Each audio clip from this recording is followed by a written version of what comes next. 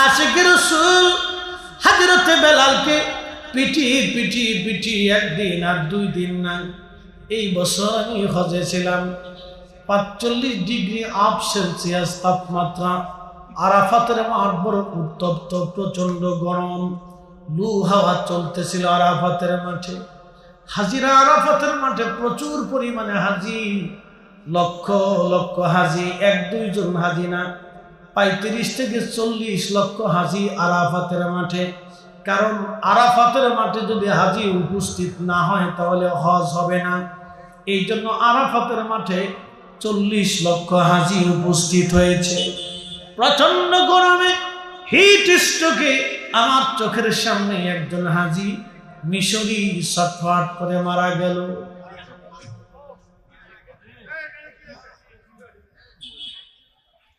বাবা কথা কইস না, মনোযোগ দেন। প্রচন্ড আরবের গরমে হযরত বেলালকে বেঁধে দিয়ে ওই মরুভূমির উত্তপ্ত বালুর মধ্যে হাত পা বেঁধে বুকের উপর পাথর চাপা দিয়ে চলে আসতো। আহা, প্রচন্ড লু হাওয়াতে কলিজা জিহ্বা শুকিয়ে অজ্ঞান হয়ে পড়ে থাকত। আবার হুশ আসার পরে একটা শব্দ বলতো, আহাদ আহাদ আহাদ, আল্লাহ এক, আল্লাহ এক, আল্লাহ ছাড়া কোনো মাবুদ নেই, আল্লাহ ছাড়া কোনো ইলাহা নেই, আল্লাহ ছাড়া কোনো রব নাই। একসাথে বলা যাবে আল্লাহু আকবার। কখনো তোমাকে যদি ভুলি, হেদায়েতের আলো জেলে নিয় কাছে তুলি, ঠাই দিও প্রিয়তম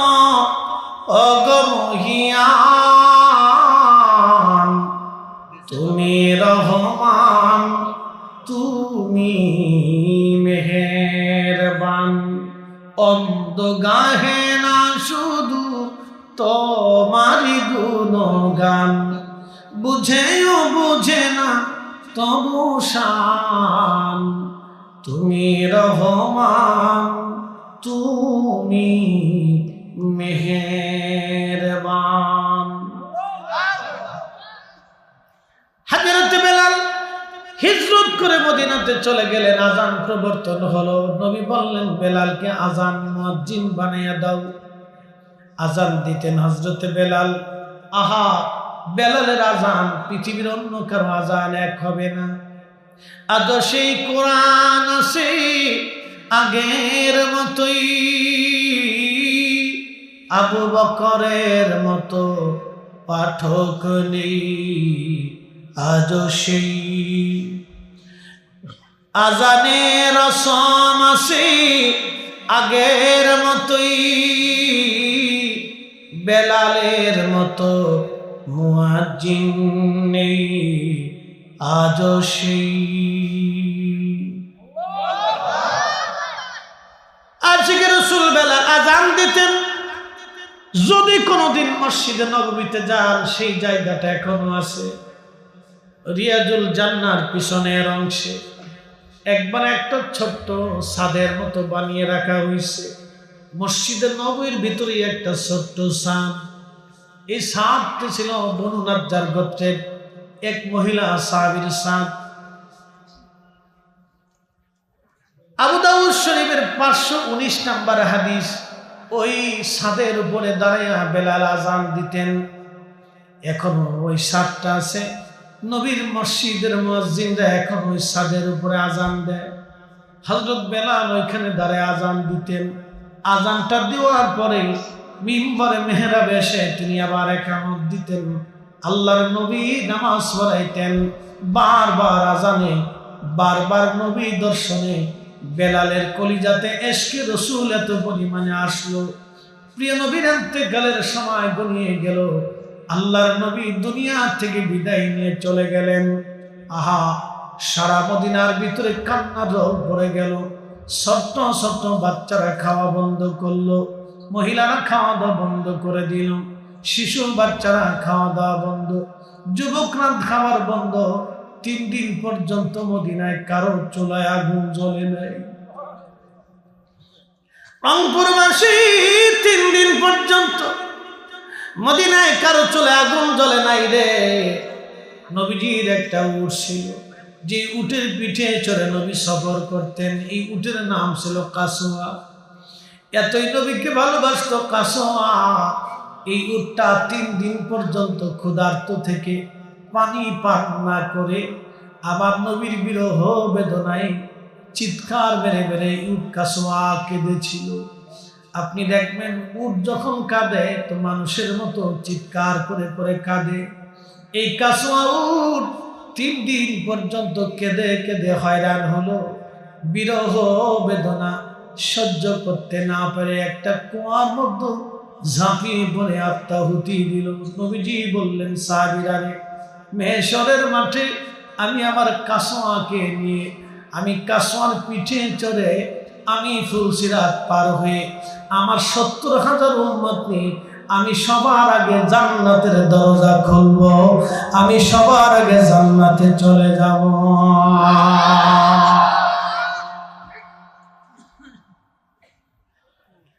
আমি জানি প্রেমে পাগল সে তো মদিনা, ওরে প্রেমানলে পুরে মরি, প্রেমানলে পুরে মরি, ওহে রব্বানা।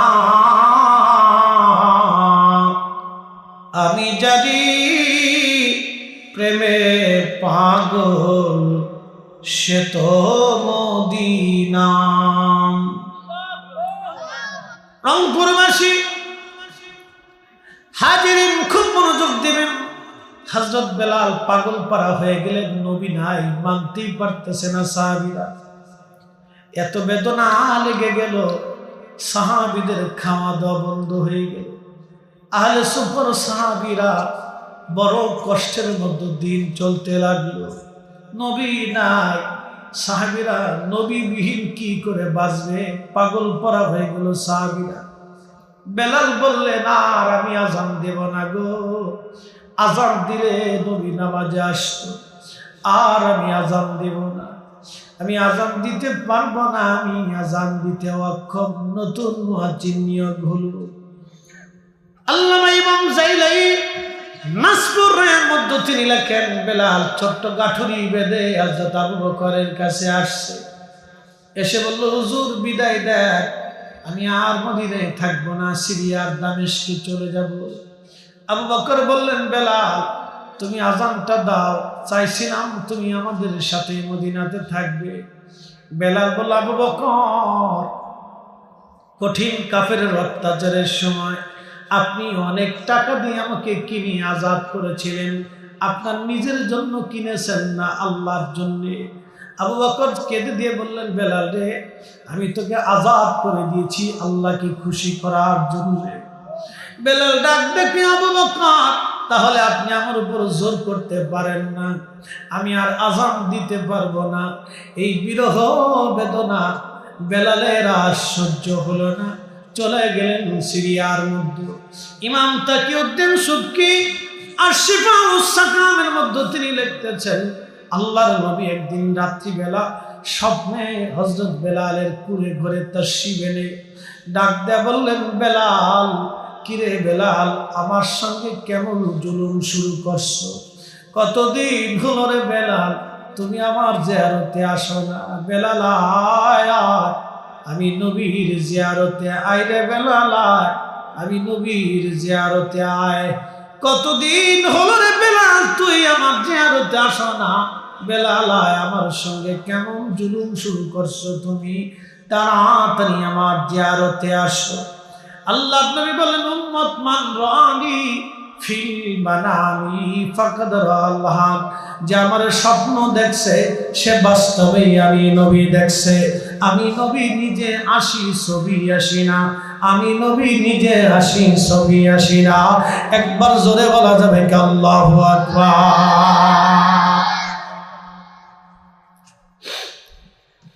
আমি রাসূল নিজে আসি। ফাকাদ রাআল হক, ফাকাদ রাআল হক, সত্যই দেখেছ, আমি রাসূল নিজে আসি ছবি আসি। রাসূল এখনো স্বপ্ন আসে। যদি দেখতে চান তো বেশি বেশি দুরুদের আমল করবেন আর হালাল খাবার খান।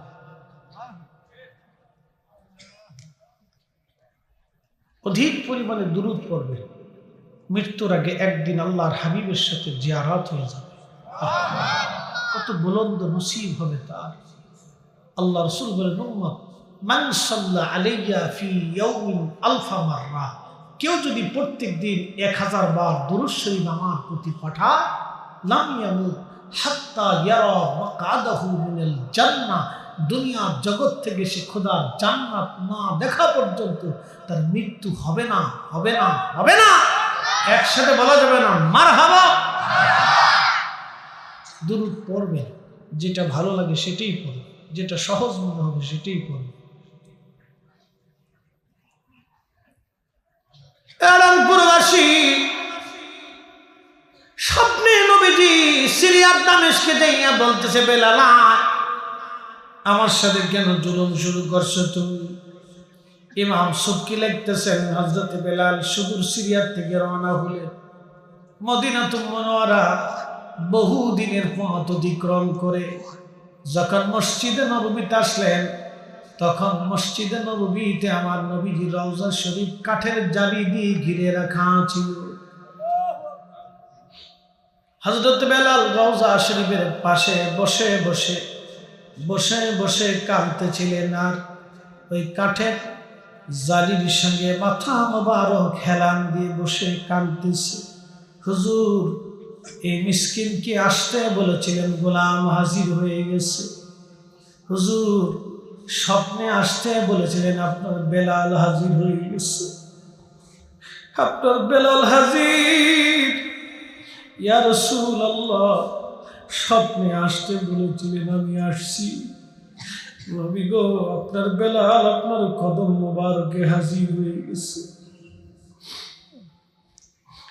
হাজিরিন, আশিক রাসূল হযরত বেলাল বসে বসে রওজা শরীফের সঙ্গে হেলান দিয়ে বসে বসে কাঁদতেছি।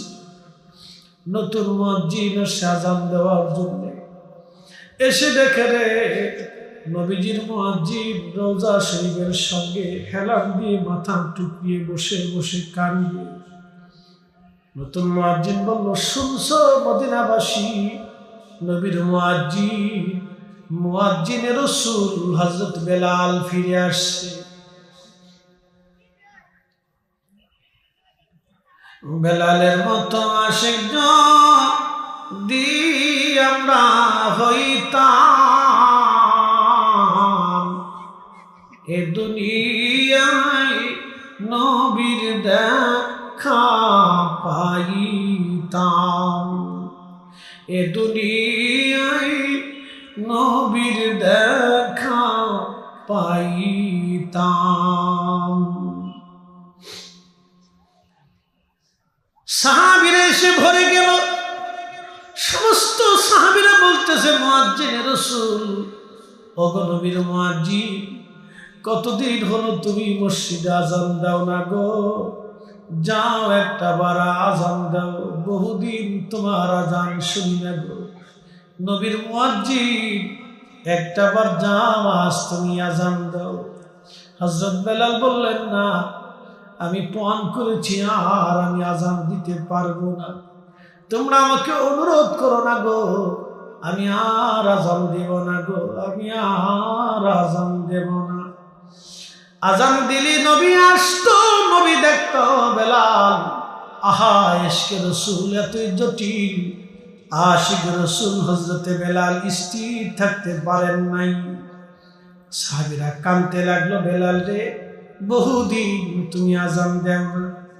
সাহাবীরা বলল, আমাদের কথায় বেলাল হয়তো আযান নাও দিতে পারে, যাইয়া দেখো ছোট্ট হাসান আর হুসাইন ঘরের মধ্যে আসে।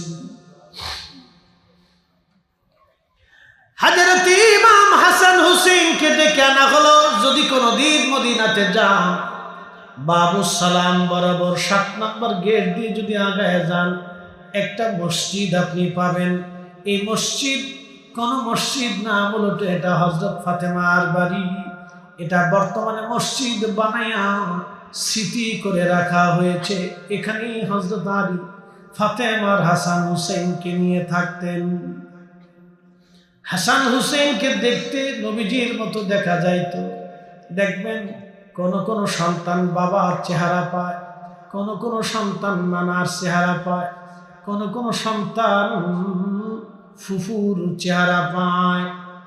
ইমাম হাসান দেখতে নবীজির মতো দেখা যাইত, ইমাম হুসাইন দেখতে নবীর মতো দেখা যাইত।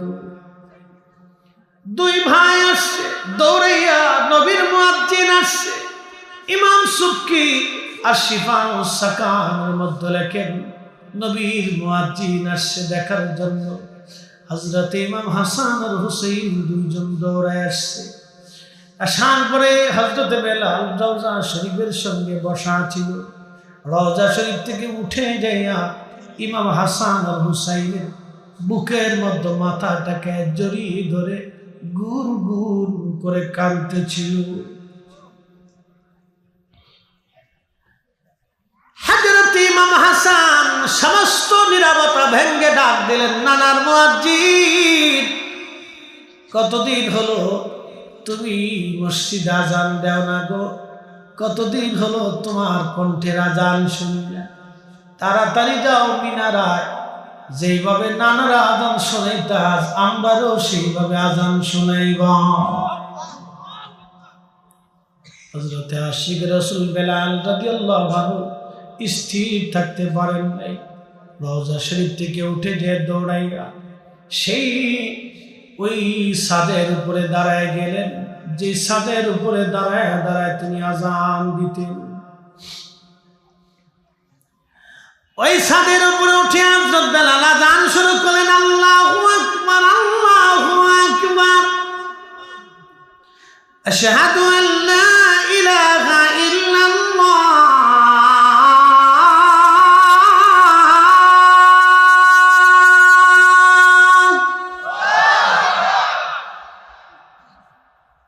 রাতের তাহাজ্জুদের সময় সারা মদিনাতে আজানের আওয়াজ ছড়িয়ে গেল। মদিনার ঘরে ঘরে ঘরে ঘরে আজান ছড়িয়ে গেল। সব সাহাবীরা ঘর থেকে বের হইয়া মসজিদ নববীর দিকে দৌড়াইতে লাগলো। ইমাম তাকিউদ্দিন সুবকি আশ-শাফিঈ রাহিমাহুল্লাহ তিনি লিখতেছেন, ঠিক তখনই মদিনার মানুষ বলতে লাগলো, নবী বুঝি ফিরে আসছে রে, নবী বুঝি ফিরে আসছে, নবী বুঝি ফিরে আসছে রে। নবীর মুয়াজ্জিন বেলাল বহুদিন পরে আজ আজান দিচ্ছে, রাসূল বুঝি ফিরে আসতেছে, রাসূল বুঝি ফিরে আসছে। সারা মদিনায় কান্নার রোল পড়ে গেল। শিশু বাচ্চারা কাঁদে, যুবকরা কাঁদে, মহিলারা কাঁদে। নারী পুরুষ ঘর থেকে বের হইয়া মসজিদ নববীর দিকে দৌড়ায় দৌড়ায় আসতে লাগলো। নবীর মুয়াজ্জিন বেলাল আসছে রে, নবীর মুয়াজ্জিন বেলাল আসছে। যখন হযরত বেলাল আশহাদুর সাক্ষী দিতে যাইয়া তিনি আযানের অংশ বলতে লাগলেন, আশহাদু আন্না মুহাম্মাদার রাসূলুল্লাহ,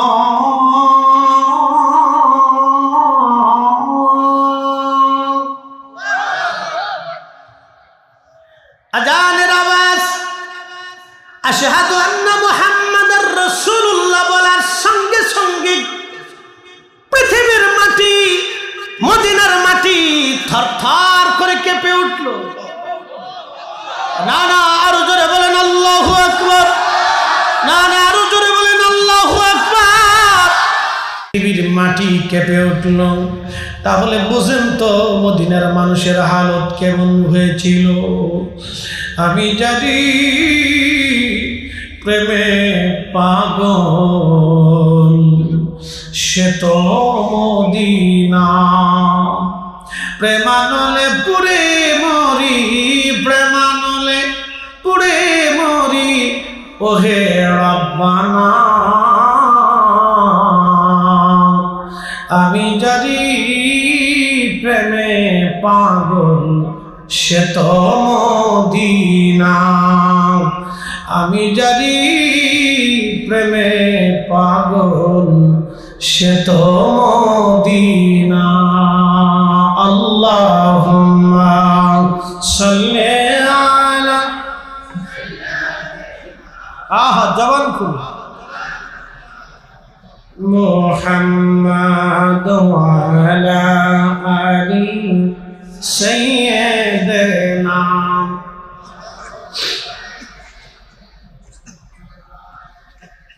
নবীর ইন্তেকালের পরে বেলাল দুইবার আজান দিয়েছিল। কয়বার? মাত্র দুইটা আজান বেলাল দিয়েছিল। একটা আজান ইমাম সুবকির কিতাব অনুযায়ী মদিনা মুনওয়ারাতে যখন আশহাদু আন্না পড়লেন, বেলাল অজ্ঞান হয়ে গেলেন, বেহুশ হলেন, আর আজান দিতে পারেন নাই। আর কোনদিন নবীর মসজিদে আর বেলাল আজান দেন নাই। চলে গেলেন তিনি সিরিয়ার দামেস্ক। হযরত ওমরের আমলে যখন মুসলমানরা বাইতুল আকসা বিজয় করল, ওই বিজয়ের সুসংবাদ শুনে সিরিয়ার দামেস্ক থেকে বেলাল বাইতুল আকসাতে ছুটে গেলেন।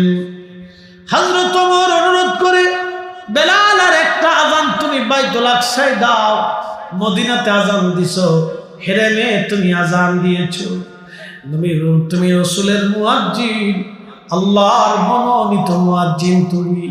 বেলাল আর একটা আজান তুমি বাইতুল আকসায় দাও। হযরত বেলাল বলে, ওমর রে, নিয়ত করেছি নবীর ইন্তেকালের পরে আমি আর কোনোদিন আজান দেব না, আমাকে অনুরোধ করো না। আবু দারদা রাদিয়াল্লাহু তাআলা আনহু ছিল, আরো অনেক অনেক সাহাবীরা উপস্থিত ছিল। সবাই বলল, নবীর মুয়াজ্জিন, একটা আজান তুমি বাইতুল আকসায় দাও, জীবনের একটা আজান তুমি বাইতুল আকসায় দাও। হযরত বেলাল বাইতুল আকসা বিজয় হওয়ার পরে বাইতুল আকসার পাশে দাঁড়িয়ে আর একটা আজান দিয়েছিলেন। ওই আজানে এতই সুমধুর, এতই ফয়জুদ, হৃদয়ের আকর্ষণ এত বিরাট ছিল, এমন কোন মুসলমান নাই না কেঁদেছিল। হযরত ওমর কাঁদতে কাঁদতে কাঁদতে কাঁদতে বাইতুল আকসার মাটির মধ্যে তিনি ধুলিয়ে শুয়ে পড়েছিলেন কাঁদতে কাঁদতে। আবু দারদা রাদিয়াল্লাহু আনহু কেঁদে কেঁদে মাটির মধ্যে গড়াগড়ি খাচ্ছিলেন। আশিকে রাসূলরা পাগল পারা হয়ে গেল, এমনকি খ্রিস্টানরা পর্যন্ত আজানে মোহিত হয়ে চোখের পানি ফেলে ফেলে কেঁদেছিল।